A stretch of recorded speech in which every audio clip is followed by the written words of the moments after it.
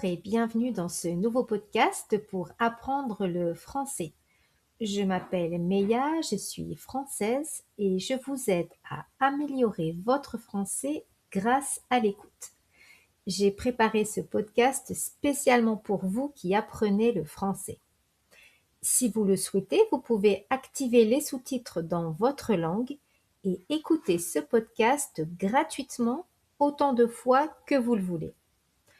Aujourd'hui, je vais vous parler d'une chose très importante dans la culture d'un pays, les codes culturels. C'est quoi les codes culturels?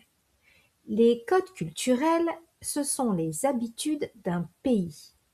Les codes culturels français, ce sont les choses que les Français font tout le temps, les habitudes des Français. Les codes culturels au restaurant, ce sont donc les choses que les Français font quand ils vont au restaurant, mais aussi les choses qu'ils ne font pas. Parfois, les codes culturels de deux pays ne sont pas les mêmes. Je pense que c'est important de connaître les codes culturels des autres pays que le sien. Par exemple, quand on voyage. Cela peut être utile aussi quand on regarde un film étranger ou quand on rencontre une personne qui vient d'un autre pays. Je pense que connaître les codes culturels des autres pays est important de manière générale pour mieux comprendre le monde. Allez, installez-vous confortablement, ouvrez bien grand vos oreilles, c'est parti.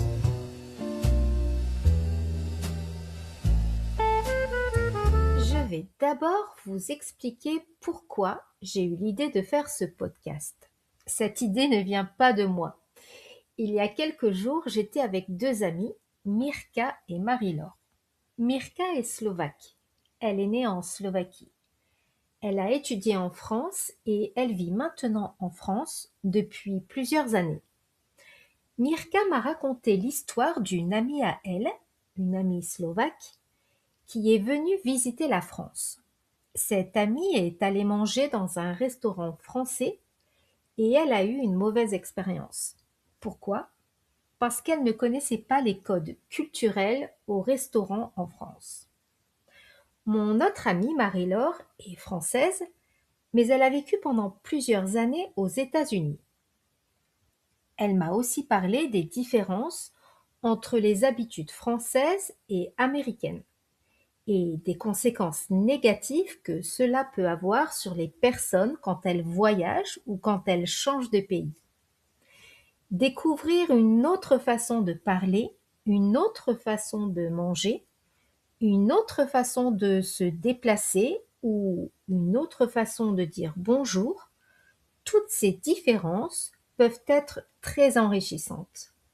Mais parfois, ces différences peuvent devenir un problème.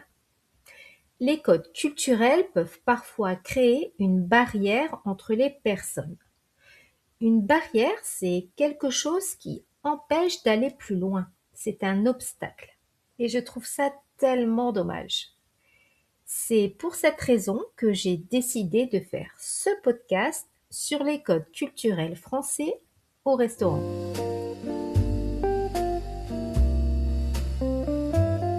Commençons par le début.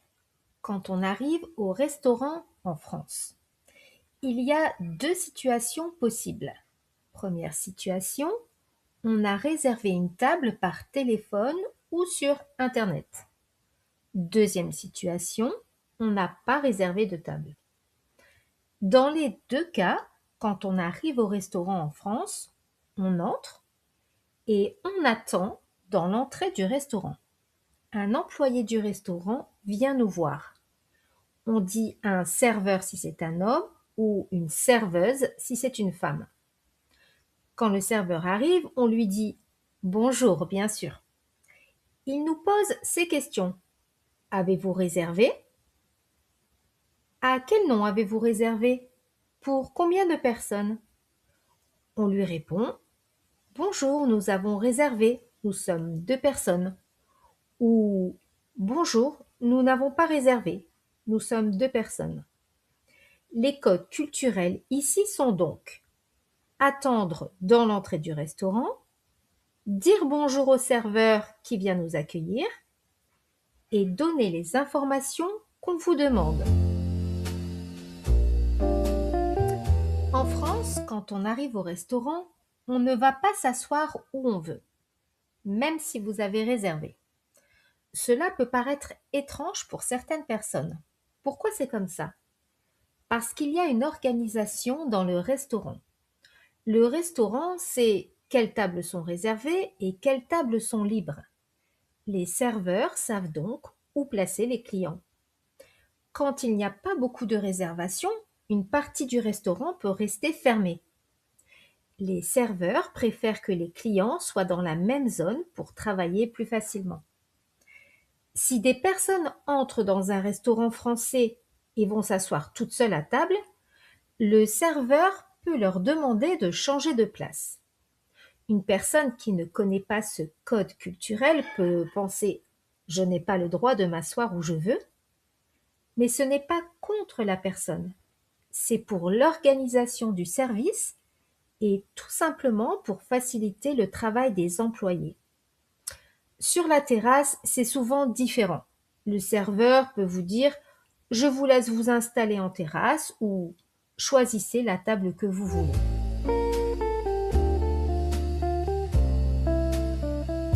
Un autre code culturel important. Le serveur ne vient pas toutes les 5 minutes. Il prend notre commande en une seule fois et ne reviendra qu'à la fin du repas pour nous demander si on souhaite prendre un dessert ou un café ou un thé.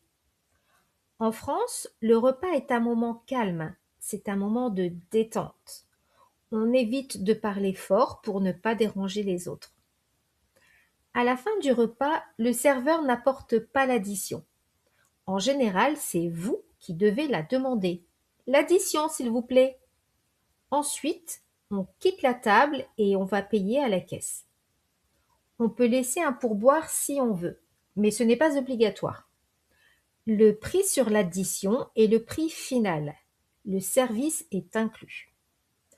Enfin, on quitte le restaurant, on dit au revoir au personnel, au serveur et à la personne qui a encaissé la note. Et voilà, nous arrivons à la fin de ce podcast sur les codes culturels français au restaurant. J'espère que ce podcast vous a plu et qu'il vous sera utile si un jour vous allez manger dans un restaurant français. Si ce podcast vous a plu, pensez à liker la vidéo, cela m'aide à continuer à vous proposer des podcasts en français sur la culture française.